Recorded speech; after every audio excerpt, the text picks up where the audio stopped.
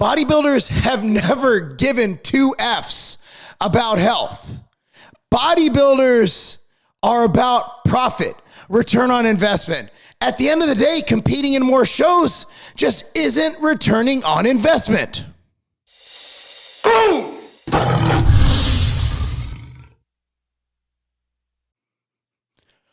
Boom! What's up, everyone? Marc Lobliner, CEO, MTS Nutrition, Chief Marketing Officer, tigerfitness.com, creator of the Outright Bar, as well as partner in the Ambrosia Collective, 015 Nutrition, as well as Pump Chaser Supplements, and IFBB Pro. Let's talk about bodybuilding and why there has not been bodybuilders at these shows. Now, I don't think bodybuilding is dying per se. Now you might be like, oh, well, classic, there's more of them, and physique, there's so many guys, and blah, blah, blah, blah, blah. Look, at the end of the day, at North Americans, on bodybuilding day alone, there was like 600 dudes. There are a lot of bodybuilders. At the Knox Classic that I won, the show before I won my pro card at Masters USA, there were like 100 bodybuilders. Yeah, there were classic. Yeah, there were physique guys, but there's still a lot of bodybuilders. There's a lot of people competing in bodybuilding. There's a lot of really big guys. My training partner, Felix Norman, in the offseason got to 310 pounds. Now he's probably getting on stage at like 250, somewhere in there, some crazy number, right? And he is not like, oh, I'm going to just cruise over everybody, even though he's amazing. No, he knows that the competition is going to be stacked. So once these guys get their pro cards, right, your Nick Walkers, your Blessings, all these guys, why are we seeing, for example, I think there was like one dude at the Toronto Pro, and everybody else came in horrible shape, just not ready to go. These are not the best quality bodybuilders. They're not bringing it. Why are we not getting the best talented shows? The answer is money. It's all about money. Guys, things have changed. Back in the day, bodybuilders used to have to hustle. If you weren't in magazines, you weren't getting paid. If you didn't have a muscular development or a Weider contract, you weren't getting paid. So you had to get out there. You had to hustle. You had to do appearances. You had to go to stores. You had to go to expos. You had to go all over the place. Now you look at who's making the money. It's the people with social media, and you look at bodybuilders, where they're making their money. Look at how many views Seth Feroci's getting on his videos. Look at Nick Walker blowing up all over the place. Look at the people who are actually up there blowing up. Look at C-Bum. Dude's got like 9 million or something followers on Instagram alone. The money is not in competing. C-Bum can stop competing tomorrow and still be just fine. Back in the day, they needed that prize money. They needed to go to these shows to win, to get money, to get paid, and to have their sponsors. Right now, a sponsorship is almost an antiquated business model.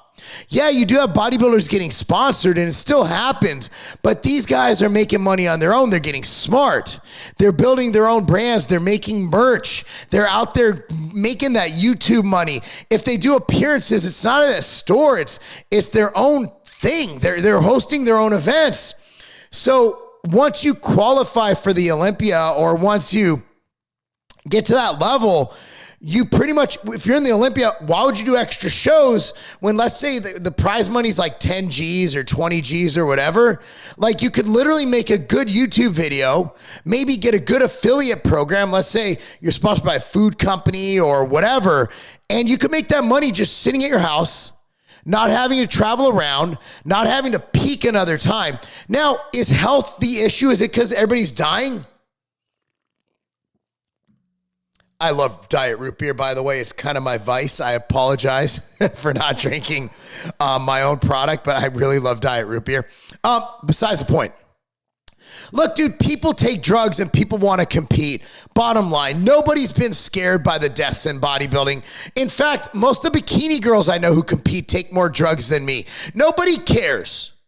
Nobody cares, meaning than I've ever taken before, right? Like people are getting jacked. People are taking a lot of drugs. Physique guys are taking bigger cycles than the bodybuilders I knew in the 90s and the early 2000s.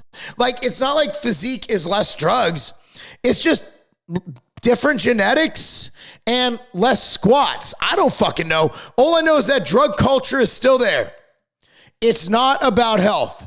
It's not these guys aren't competing because they don't want to not take the risk of competing. They're still taking the drugs. They're still looking great for Instagram and social media. At the end of the day, there's just no point, right? Like a lot of guys will get their pro card, do a couple shows, and then realize, hey, you know what? I can make just as much money, coaching people online. I can make just as much money, slanging affiliate program deals like these food prep companies or whatever. I can make just as much money in my hometown, even training people locally like IFBB pros. You can charge a mint to train people. So why would someone put their body and their mind, and maybe they never liked competing. Maybe they just did it to get them to that level. And once they're to that level, what's the point? It's an absurdly low percentage of pro bodybuilders who actually compete. You know why? Because competing is really fucking hard. It is just really hard. It's really taxing on the body. You don't feel great. And if there's no return on investment, why would you do it? But, is it because of health? Maybe. But no matter what the health issue, like these guys are still walking around really big, really muscular and taking drugs. It's the fact of the matter is there's just not enough money in actually getting on stage. Now, I don't fault the IFBB for that. I actually think based on the amount of people who go to the shows, the prize money is actually fair. I think it's very fair. Bodybuilders, I remember I was backstage one time at a show I was competing in North Carolina. And there was a pro, I forgot which one he was, complaining about the prize money. And Branch Warren was actually guest posing at that show. And the guy's going off saying it's this, it's that. How do baseball players get paid this much? And I remember Branch Warren said, and I could be misquoting him, but this is the idea of what he said. It's years ago. This was like 2007. And Branch Warren said, if we could fill a stadium with 60,000 people 4 nights a week, we would get paid as much as those guys do. And he's right. Look, man, I love bodybuilding. I'll be competing in my first pro show. I'm still guest posing. I stay in shape. For me, since I'm not a big guy, I'm 212. I'm at 212. There's not much more muscle I could put on at 41 years old. I'm content with what I do. I love it. And I will still compete because I still have something to prove to myself. But think about it, man. If you really have and I'm also financially secure enough to not have it jeopardize my life. Think about it. Bodybuilding, when you're actually in the art, when you're prepping, most of these guys are completely useless for 8 weeks before a show because they have to do all this cardio, all this training, because they're at another level. Like, I'm not at that level. So if you have to take away from the way you make your money to the way you treat people, to if you have a real job, like remember, Ronnie Coleman is fucking amazing. Think about it. The guy for 6 years as Mr. Olympia was a full-time police officer for Arlington PD. You don't see people do that anymore. The bodybuilders these days, in my opinion, Peter Cortrell was a full-time fireman. Marc Dugdale literally owned and ran a produce company, I believe, in Seattle, Washington. Bodybuilders these days have it really fucking easy compared to the guys in the past who used to actually work full-time jobs. And it's just really hard to work a full-time job when you're doing this. But what bodybuilders can do now, something that Ronnie Coleman couldn't do online coaching. Porter Cortrell couldn't do online coaching. You had to go coach people in person. These guys can sit behind their laptop and just type in macro changes every day and not even move. And then, kind of just get by doing that.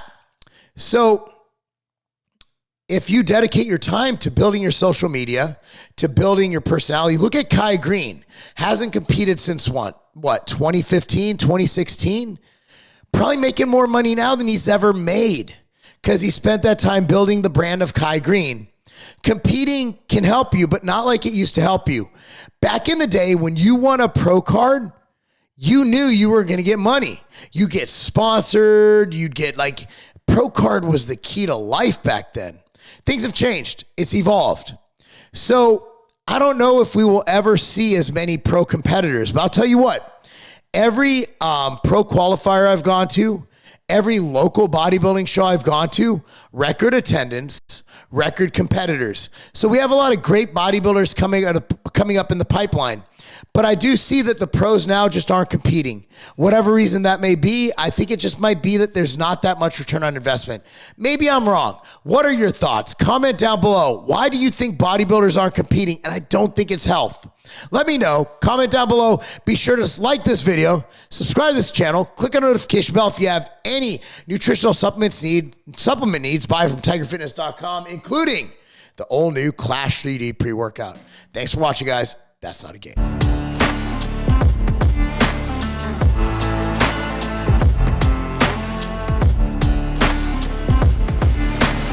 I used to have to go through dozens of bottles of vitamins, of supplements, just to get what I need. Look, I'm busy. I'm running multiple businesses. I'm coaching. I'm a professional bodybuilder getting ready for my first pro show.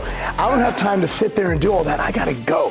I'm on the go all the time. That is why I created MTS Nutrition Immortal.